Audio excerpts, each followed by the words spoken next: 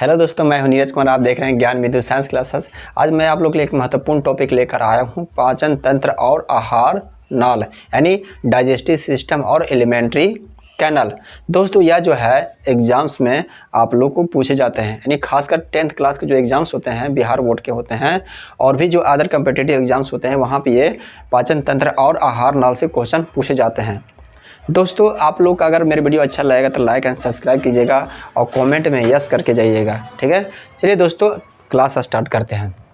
देखिए पाचन तंत्र और आहार नाल।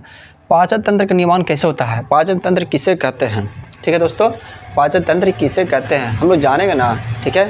तो पाचन तंत्र जो होता है वो आहार नाल, किसे, आहार नाल, ठीक है। आहार नाल और आहार नाल से संबंधित विभिन्न प्रकार के पाचक ग्रंथियाँ, आहार नाल तथा आहार नाल से संबंधित विभिन्न प्रकार के पाचक ग्रंथियां से मिलकर एक तंत्र का क्या होता है, निर्माण होता है।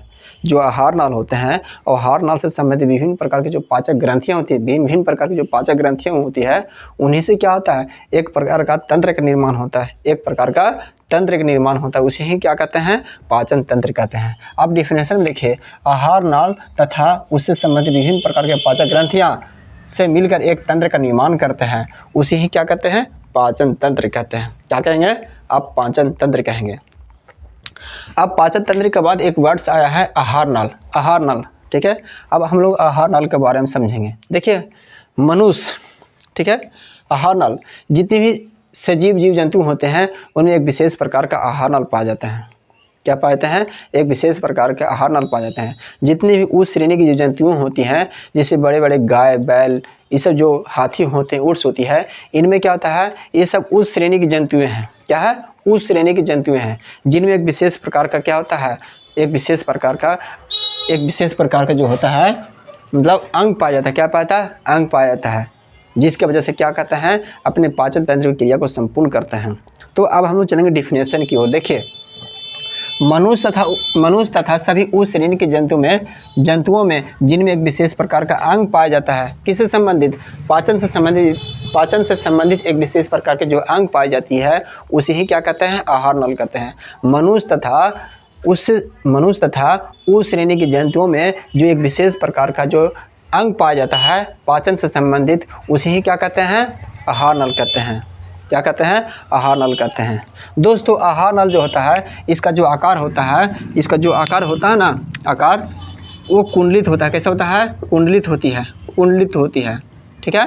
क्वाइल्ड होता है, कैसा, क्वाइल्ड, ठीक है, तार के जैसा क्वाइल्ड रहता है, ठीक है।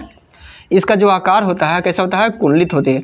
ये जो आहार नाल का जो लंबाई होता है वो 8 से 10 मीटर होती है। कितना होती है, 8 से 10 मीटर। यानी मनुष्य के जो आहार नाल का जो लंबाई होता है वो कितना होता है, 8 से 10 मीटर तक लंबाई होती है।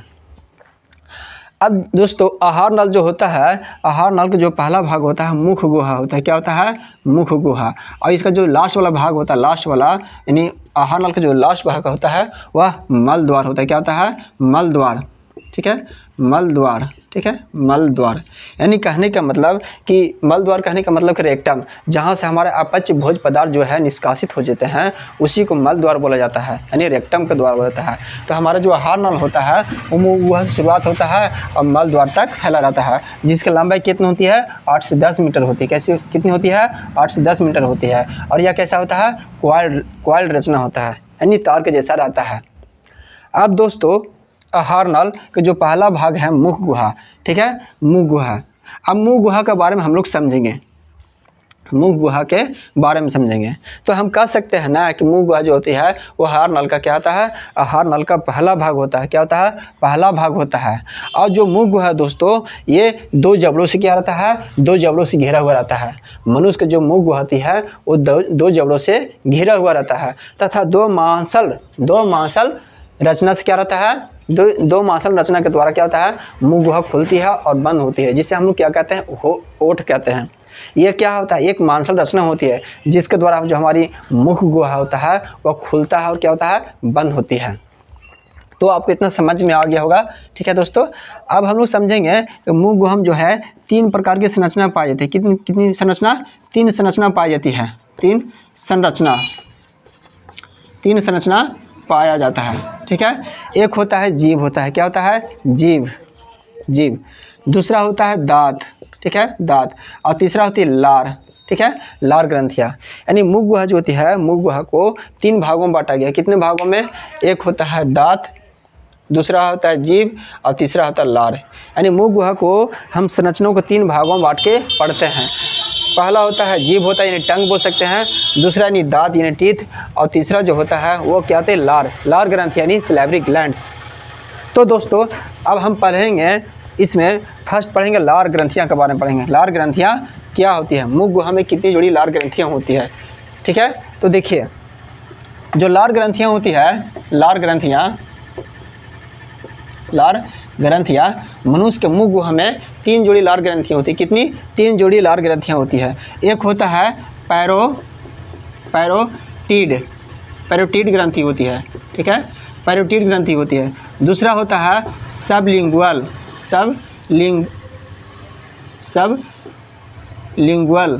ठीक है, सबलिंगुअल ग्रंथि। और तीसरा होता है सबमेंडिबुलर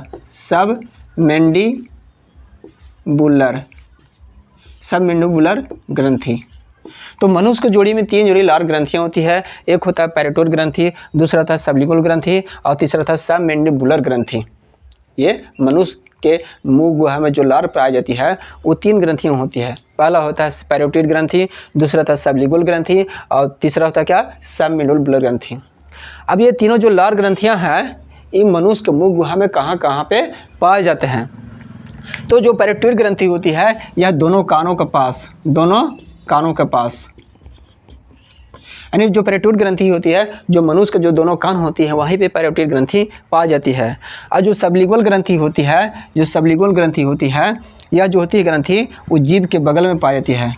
जो जीभ होता है वो जीभ के आसपास जो है, जो जीभ होती है वो जीभ के आसपास में ही क्या होती है? सबलिंगुअल ग्रंथि पाई जाती है। और तीसरा होता है सबमेंडिबुलर ग्रंथि जो होती है, यह जो सबमेंडिबुलर ग्रंथि जो होती है यह जबड़ों के, दोनों जबड़ों के पास, दोनों जो जबड़े होते हैं, दोनों जबड़ों, ठीक है, दोनों जबड़ों के अगल बगल में यह ग्रंथियाँ पाई जाती हैं। अब हम लोग थोड़ा सा लार के बारे में समझेंगे। देखिए दोस्तों, लार जो होती है एक प्रकार के क्षारीय तरल पदार्थ होती है। एक क्षारीय तरल पदार्थ है। कैसा है? लार एक प्रकार का क्या है? क्षारीय तरल पदार्थ होती है। क्या होती है? क्षारीय तरल पदार्थ होती है। अब लार में जो होता है कुछ एंजाइम्स पाए जाते हैं। क्या पाए जाते हैं? एंजाइम। लार में जो होती है 2 प्रकार के एंजाइम पाए जाते हैं। एक होता है टाइलिन होता है, एक होता है क्या होती है? टाइलिन, एक होता है टाइलिन और दूसरा होता है लाइसोजोम। क्या होता है? लाइसोजाइम होता है। क्या होता है? लाइसोजाइम होती है। लार कैसा है? एक क्षारीय तरल पदार्थ होता है और इसमें 2 प्रकार के एंजाइम पाया जाता है। एक होता है टाइलिन एंजाइम होता है और दूसरा क्या होता है? लाइसोजाइम होता है। जो एंजाइम्स होते हैं वह जो होते हैं वो सोडियम आयन के रूप में, क्लोरीन आयन के रूप में, ठीक है, और पोटेशियम आयन के रूप में क्या रहते हैं? उपस्थित रहते हैं ये दोनों एंजाइम्स, ठीक है। सोडियम आयन के रूप में, क्लोरीन आयन के रूप में और पोटेशियम आयन के रूप में क्या रहते हैं? उपस्थित रहती है। अब लार में जो होती है 99.2% क्या होता है? हमारा जल होता है। क्या होता है? हमारा जल होता है। बाकी क्या होती है? एंजाइम्स होते हैं। क्या होते हैं? बाकी जो भी होते हैं वो एंजाइम्स होते हैं, ठीक है दोस्तों। अब हम लोग जानेंगे कि मनुष्य जो होता है, मनुष्य की जो लार ग्रंथियाँ होती है, जो मनुष्य को जो लार ग्रंथियाँ होती है उन लार ग्रंथियों से प्रतिदिन कितना हमारी जो है लार स्रावित होती है? तो वह होता है 1 से 1.5 लीटर, यानी 1.5 लीटर। तो मनुष्य से प्रतिदिन जो लार ग्रंथियाँ स्रावित होती है वो 1 से लेकर 1.5 यानी 1.5 लीटर तक स्रावित होती है। अब हम लोग पढ़ेंगे नेक्स्ट दांत के बारे में पढ़ेंगे। हेलो।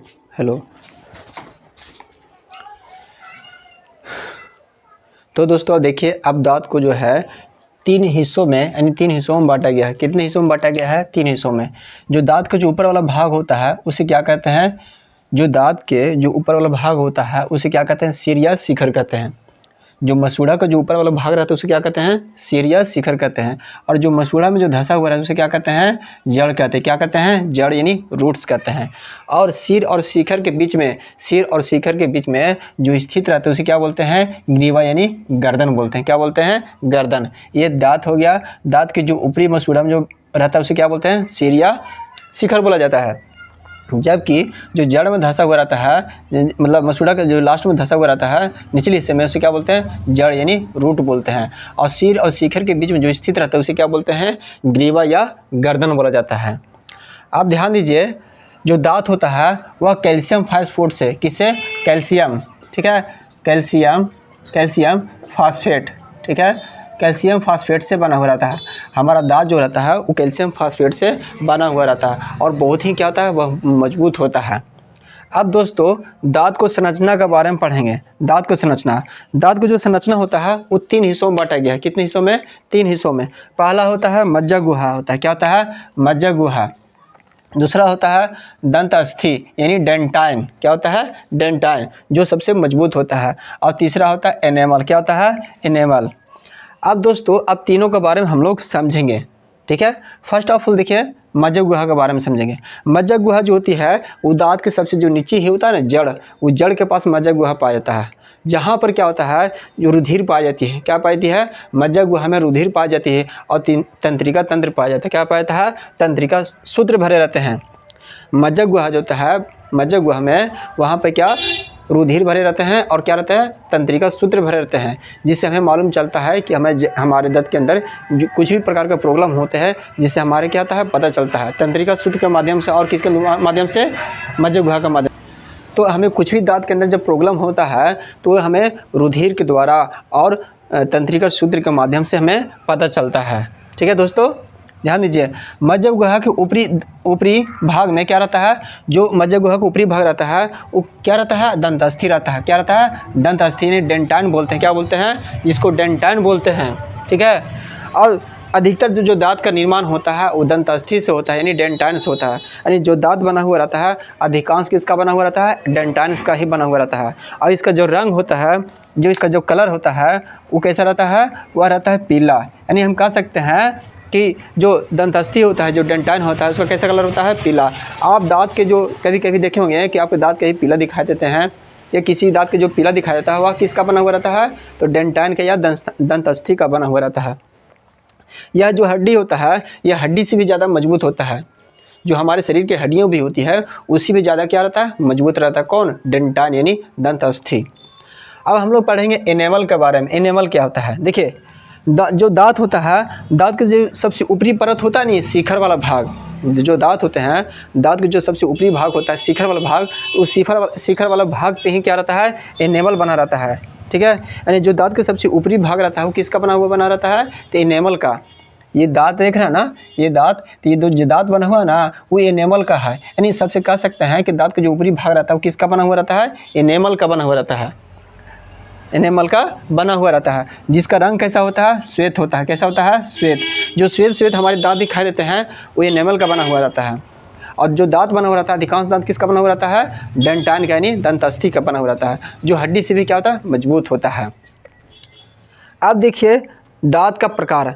दांत को चार भागों में बांटा गया है, यानी दांत के 4 प्रकार होते हैं। कितने प्रकार होते हैं, 4 प्रकार होते हैं। एक होता है कर्तनक, दूसरा होता है भेदक, और तीसरा होता है च्वारणक, और चौथा होता है अग्रच्वारणक। अब हम इन तीनों के बारे में बताते हैं। देखिए दोस्तों, ये हमारा दांत है। क्या है, दांत है, ठीक है।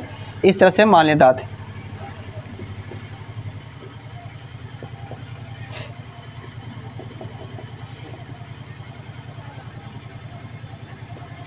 ठीक है। इस प्रकार से हमारे 4 दांत होते हैं, ठीक है। 4 जो दांत होते हैं हमारे, ठीक है, यानी मुंह गुहा में जो दांत होते हैं उनके प्रकार हैं। देखिए पहला है कर्तनक। कर्तनक जो होती है इनकी जो संख्या होती है ऊपर और नीचे में कितनी होती है, 4 होती है। क्या होती है, यानी जो कर्तनक होता है वो हमारे 4 ऊपर होता है दांत, और 4 क्या होते हैं, नीचे होते हैं। इसका कार्य क्या है, इसका काम है पकड़ना या काटना। कर्तनक का मुख्य काम क्या है, काटना या पकड़ना। दूसरा होता है भेदक, जिसको बोलते हैं केनाइन। क्या बोलते हैं, केनाइन, ठीक है। इनकी संख्या ऊपर नीचे कितनी होती है, 2 होती है। कितनी होती है, 2 होती है, ठीक है। इसका मुख्य काम है किसी चीज़ को फाड़ने का काम में आता है, जैसे कि तारी वगैरह। आप ध्यान दीजिए, तीसरा नंबर है च्वारनाक। इनकी जो संख्या होती है 6 होती है। जो च्वारनाक होती है हमारे दांत के ऊपर में 6 ऊपर होती है और 6 नीचे होती है। टोटल कितनी होती है? 12 होती है। इसका कार्य है चबाना। अगर च्वारना का काम क्या है? चबाने का काम करता है। जिनकी संख्या कितनी होती है? 6 होती है, यानी 6 नीचे 6 ऊपर होती है, यानी 6 नीचे वाले मसूड़े में और 6 ऊपर वाले मसूड़े में होती है। चौथा नंबर है अग्रच्वारना। क्या है? अग्रच्वारनाक। ये भी, इनकी भी जो संख्या होती है 4 होती है, यानी ऊपर में 4 और नीचे में 4। जो हमारा मसूड़ा होता है वो मसूड़े में 4, ठीक है, अग्रच्वारनाक होते हैं। 4 ऊपर मसूड़े वाले में अग्रच्वारनाक होते हैं, यानी टोटल मिलाकर 8 होते हैं। इसका मुख्य काम है कुचलना या फाड़ना। दोस्तों नेक्स्ट क्लास में आप ले लाएंगे जीभ, ठीक है। तो मेरे वीडियो में बने रहेगा। अगर वीडियो अच्छा लगे तो लाइक एंड सब्सक्राइब कीजिएगा और शेयर कीजिएगा। Thank you very much.